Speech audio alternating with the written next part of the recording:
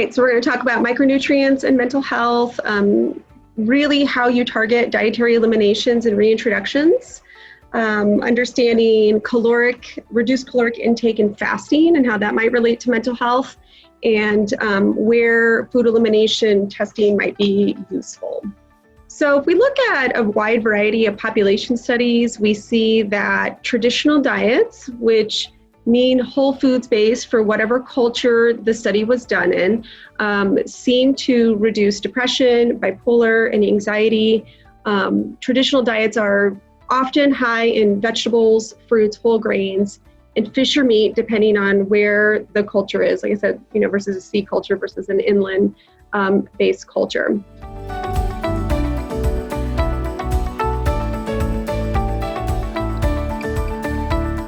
We look at just sleep and the effect that diet has on sleep, and we know the connection that sleep has on our mental health. The connection is quite clear.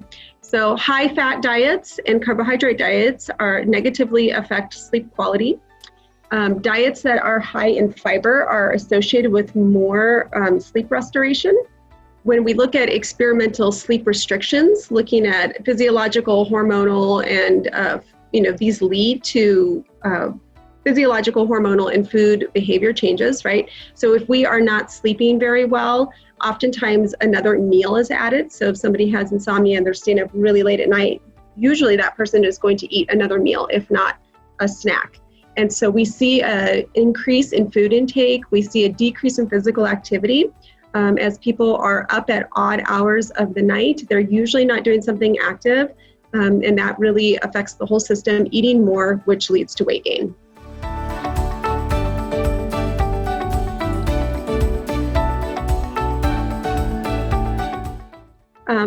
So we know as a whole, the vitamins and minerals are needed for neurotransmitter synthesis and neuronal function.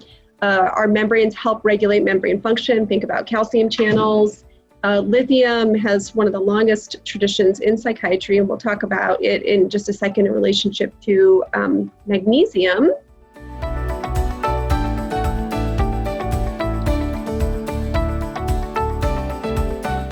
How bad are diets? So processed food makes up 61% of the foods that Americans eat. Think about that for a second, right? That's about, so that basically means that the portion of your cart when you're, at the grocery store, only the place where your purse is or where your kids sit is the healthy foods, right? That's going to be what you can cook. Everything else is going to be packaged.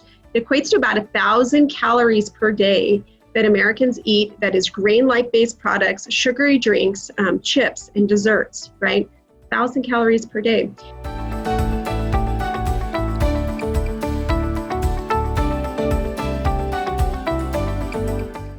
So how can we make sure that when we do recommend a dietary change that it is successful?